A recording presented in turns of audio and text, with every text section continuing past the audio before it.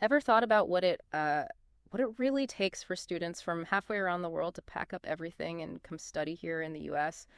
For decades, it felt like, the absolute dream ticket, the goal. But our sources are showing that picture. It's changing fast. And it's not just about getting good grades anymore. Today, we're doing a deep dive into how global tensions, I mean, specifically the US China relationship, are really impacting international students and how that flows back to affect American higher education itself. We've pulled together a whole stack of articles, reports, stuff from Brookings, the British Council, AP News, even dug into some online community discussions. So we've got a lot of different angles on this. It's pretty complex, our mission here. Cut through the noise, pull out the really key insights from all this material. We want to understand the pressures these students are actually facing, look at the policies involved, and kind of unpack the ripple effects for everyone, especially for the US. So get ready. We're going to connect some dots on a global trend that has some, frankly, surprising consequences. Okay, so for generations, right? Studying in the US was the path. Think about global leaders, innovators, Microsoft CEO Satya Nadella, Zoom founder Eric Yuan. They came here as international students first. It just represented opportunity, success on a global stage. Yeah, and what our sources really underscore is just how fast that picture is changing now.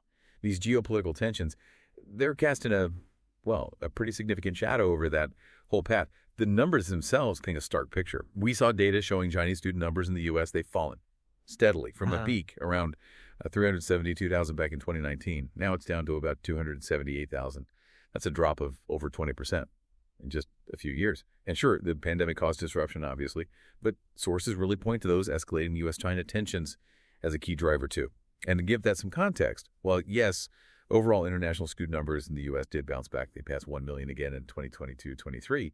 But the number from China, it actually fell slightly that year. A small drop, 0.2%, but still a drop, even while China was still the number one source country. Now contrast that with India.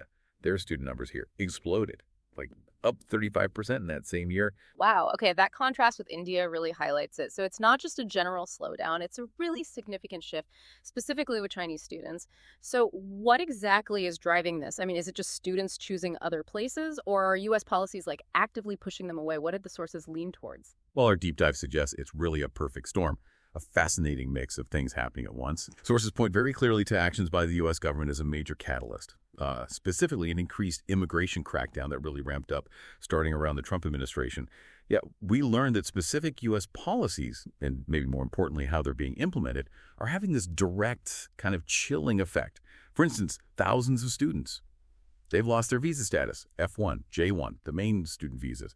Over 4,700 just since March this year lost status. No, some got temporarily restored, but still. And the reasons, often incredibly unclear, opaque. One report mentioned a Chinese student at Syracuse. Impeccable record, didn't even own a car, visa revoked, no clear reason given. In other cases, minor stuff, like a single speeding ticket was apparently cited. And then there's that policy, Proclamation 104.3 from 2020. This one specifically targeted students thought to have links to China's military-civil fusion strategy. According to the sources, this directly led to over 1,000 visas being revoked and thousands more denied entry in the first place. Now, the U.S. government's view, as presented in the material, is, this is necessary to stop China getting sensitive tech through students. But critics, they argue the policy is just too broad, costly, and ultimately kind of counterproductive. It pushes valuable talent away. And one thing raised in the sources that's particularly concerning, recent changes have actually expanded the reasons they can cancel a student status while they're already here in the U.S. See, historically, if your visa got revoked, you could usually stay, finish your studies, but you just couldn't leave and come back. Now, sources show visa revocation itself is being used as a direct reason to terminate someone's status inside the U.S. Lawyers, quoted in the sources, they see this as a huge expansion of power. It allows for quicker deportations, maybe even justifies some past actions retroactively. And this connects to more reliance on database checks, using things like the National Crime Information Center, the NCIC. These can flag students even for minor charges or dropped charges. There was this case highlighted, Akshar Patel, flagged for a reckless driving charge that was dropped. But the lack of individual review was, striking. Sources mentioned a Homeland Security official ordered his status terminated in SEVIS, that's the student tracking database, within 24 hours, just based off a spreadsheet entry. A judge actually described that action as showing an utter lack of concern. We also saw Secretary of State Marco Rubio linking some visa cancellations, not just to protests, but also to potential criminal activity. Or hell, He basically said his standard is whether the initial info, if known, would have stopped the visa being issued originally. And he added, quote, "There is no right to a student visa." It really sounds like these policies, plus the lack of clarity in how they're applied, it's creating a real, almost palpable sense of uncertainty and fear. Oh, absolutely. The sources make it clear this climate of fear is very real for students. They're genuinely afraid to leave the U.S., even for really important family things like funerals or weddings. They're terrified they might not be allowed back in. And sources suggest this directly hits U.S. influence, that whole idea of soft power. Based on being open and welcoming, that's taking a hit. And it can't just be the policy climate, right? Practical stuff, like just the sheer cost. That must be a huge factor, too. Without a doubt. Studying in the U.S. is incredibly expensive. Still is. Sources mentioned the average private college tuition was over $41,000 for the 2023-24 year. Just tuition. Public universities are cheaper, yeah, but it's still a massive financial undertaking for most families. Okay, so you've got U.S. policies creating uncertainty plus the high cost. But the sources also mentioned China playing an active role in this shift. They're not just watching it happen. That's exactly right. Sources highlight that these bilateral tensions, the trade restrictions, they're not just background noise. They actively increase anxiety for students thinking about the U.S. And Beijing isn't passive here. They are actively involved. One report talked about how Beijing has issued actual advisories, warning students directly about risks in the U.S. And they specifically link these risks to economic relations, trade issues, even specific state laws, like one in Ohio, apparently. It sends a clear message, right? Maybe the U.S. isn't a safe or reliable place to go for the long term. And underneath all this is China's very clear, very ambitious long-term goal. They want to be a global education powerhouse by 2035. Their strategy seems to be two-pronged. First, attract international resources and talent to China, especially in STEM. They want high-level partnerships. They call this bringing in. But at the same time, they're rapidly internationalizing their own universities. They call that going global. So yeah, that involves encouraging Chinese students to study abroad, but also, crucially, expanding Chinese educational programs around the world, especially things like engineering and medicine. The sources were clear. They're also actively trying to recruit other international students to China. Initiatives like the Study in China program, they're explicitly aiming to double youth exchanges with European countries soon.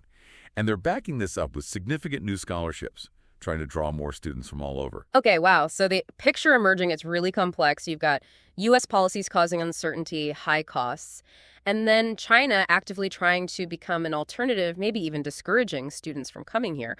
So what does this decline, especially the drop in Chinese students, actually mean for the United States? It feels like the impact must go way beyond just, empty seats in lecture halls or university budgets. That's a critical question. And the sources give us some pretty powerful answers. Economically, the impact is significant, huge. Reports estimate international students altogether pumped roughly $43.8 billion into the U.S. economy just in the 2023-24 academic year. And they supported over 378,000 jobs, Chinese students alone. They accounted for about $14.3 billion of that spending.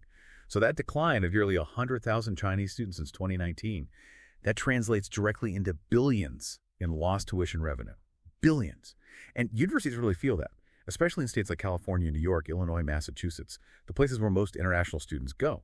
And this loss just adds to the financial pressure universities are already under from things like cuts to federal research funding.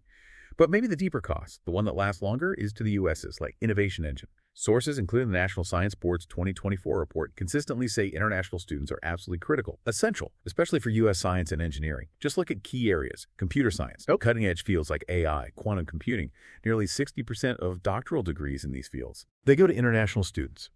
And Chinese students make up the single largest group within that. And these students, they aren't just, sitting in class. They are the lifeblood of research labs. They work as research assistants, they drive innovation, they file patents, they co-author crucial scientific papers. That traditional model, educate and retain, where the U.S. trains global talent, gives them work opportunities after graduation like OPT, and then they stay and contribute massively to the economy. That whole model is fundamentally at risk now. And filling those critical roles just with the domestic workforce, it's a huge challenge. The sources talk about a potential STEM talent crisis. Right. So undermining this pipeline, it really risks weakening the very foundation of America's innovation ecosystem. And beyond the dollars and the patents, there's that broader global thing, what some people call soft power. Right. That's one of the most powerful takeaways from the sources, actually, the impact on U.S. soft power. For decades, right, the appeal of American education was a major tool for U.S. foreign policy, for diplomacy. Students came, they experienced American culture, American values, they built connections, lifelong connections. They became bridges between their home countries and the U.S. Sources suggest that soft power, which was built on this idea of openness, opportunity, welcome, it's visibly fraying. You can see it happening. It's being replaced by this growing global view of America as, well, close off, suspicious, increasingly unwelcoming. And if potential students around the world start seeing a U.S. education as just not worth the cost, financial, emotional, and now apparently political risk, they will choose to go elsewhere. Simple as that. Let's maybe look at a very recent, very sharp example that just perfectly captures these tensions. What happened literally this week with Harvard University? Yeah, this really hammered the point home. Sources reported the Trump administration announced it was revoking Harvard's ability to enroll international students. How soon? By suspending its SEVP certification. Remember, SEVP is the government program that lets universities host international students. Suspending Harvard's certification. That directly impacts students on F1 and M1 visas, the standard student visa types. And just understand the scale here. Sources noted Chinese students are a big part of Harvard's international community, like 20%. It's over 1,200 students just in 2024. So the immediate fallout, if this decision actually stands, it's stark, according to the reports. Harvard wouldn't be able to issue those I-20 forms that international students absolutely need. Current students might be forced to try and transfer quickly to another certified university just to stay legal in the U.S. Imagine the disruption, especially with typical transfer deadlines. And it's particularly devastating for students on OPT, that post-graduation work permit. They'd lose their ability to work if forced to transfer. The legal side is definitely complicated. Sources noted Harvard immediately called the decision unlawful. They're expected to fight it hard in court, probably seek a temporary restraining order. But it's worth noting this is different from that separate nationwide case we talked about earlier, where a judge did block individual status revocations based on database checks. The sources emphasize this case is about the institution's SEVP certification being revoked, targeting Harvard itself. It creates massive uncertainty for thousands of students right now, and the reactions. Immediate. Global. China's foreign ministry spokesperson criticized the U.S. action, called it politicization of education, said it damages America's image, its credibility, and pledged to protect Chinese students' rights. And fascinatingly, other universities are already looking to capitalize. Sources highlighted the Hong Kong University of Science and Technology. They immediately jumped in, offered unconditional admission, streamlined process to affected Harvard students. Wow. Yeah. It signals that other universities, both in the U.S. and internationally, are likely going to do the same. They're actively competing for this talent that the U.S. seems, well, willing to risk losing. Okay, so the macro picture, the policy, the geopolitics, Right. It's undeniable. But what about down on the ground? The human level. What's the experience actually like for these students when they get to campus? One of the sources gave us some interesting insights into that sort of ground level dynamic. Yeah, sources touch on the Chinese Students and Scholars Associations, the CSAs. They exist at many U.S. universities. Now, technically, they're student organizations, but the sources describe them as often having connections back to the Chinese embassy or consulates, maybe receiving funding, influence, and they can sometimes act as mouthpieces for the embassy on political stuff, which sources say makes them stand out on campus, gives them maybe more media attention or influence than their numbers warrant. But, and this is important, the sources also noted that while lots of Chinese students might be listed as members, kind of automatically, the vast majority don't actively participate. So the public positions these CSSAs take might not actually represent what most students think. Sources also made a useful distinction. CSSAs tend to focus on international students, might have those political links, whereas CSAs, Chinese Student Associations, are often more social groups for immigrants or ethnic Chinese students, different focus. Sources also discuss some of the academic and social challenges international students sometimes face. There were complaints cited about some Chinese students maybe seeming unprepared for Western academic norms. Differences in educational style, maybe, around group work, critical thinking, academic integrity expectations, English fluency, too, even after passing the tests, right? Accents or just the natural speed of conversation can still be a hurdle. Concerns about academic fraud also came up in the sources. Worries about, companies that help students fake records, write essays, even take tests for them.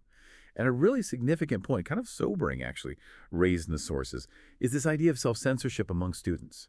There's this palpable sense that students feel they need to be careful, know when to just keep quiet about political views, partly because of the potential presence of organizations or people linked to the Chinese government on campus, or maybe worries about family back home facing consequences. So the experience on the ground, it sounds like it's complicated by this whole mix of factors, trying to navigate a sometimes unwelcoming U.S. policy climate while also dealing with dynamics and pressures within their own community right there on campus. Wow. Okay, we have really covered a lot of ground in this deep dive. From that clear trend of declining numbers, billions in lost revenue, to the really specific, often confusing visa policies creating this climate of fear we talked about, China's own ambitious strategy to become a global education player, and that striking, very current situation at Harvard. Yeah, what is just undeniably clear from all the sources we looked at is that the whole pathway for international students to study in the U.S., especially from China, it's under immense pressure right now. And it's not just one thing, right? It's this complex mix of rising geopolitical tensions, major policy shifts here in the U.S., changing economic realities, all amplified by China's own counter-strategy. And this issue, it goes so far beyond just student visas or university enrollment stats. It's hitting the U.S. economy, it's directly affecting the country's ability to innovate, and it's impacting its standing in the world. It really feels like the stakes just couldn't be higher, as one source put it so powerfully. What's truly at risk here isn't just enrollment numbers or university budgets. It's potentially the future of American innovation and the country standing in the world as, that beacon of opportunity, the place where global talent wants to come. The sources, taken together, really suggest the United States is facing a critical choice right now. Yeah. Will it keep being that magnet for global talent, drawing in the brightest minds from everywhere like it has for decades? Or will mistrust, nationalism, maybe some counterproductive policies, will they erode that fundamental appeal? And this raises a really important question for you, the listener, to think about as you process all this. In this era, right, of heightened global competition, real security concerns, how can a country like the U.S. effectively protect its national security interests, while also preserving and fostering the kind of openness and opportunity that have historically attracted the world's best minds and, frankly, fueled its success? It's a really difficult balance to strike, and the sources suggest the U.S. might be losing its grip on it right now.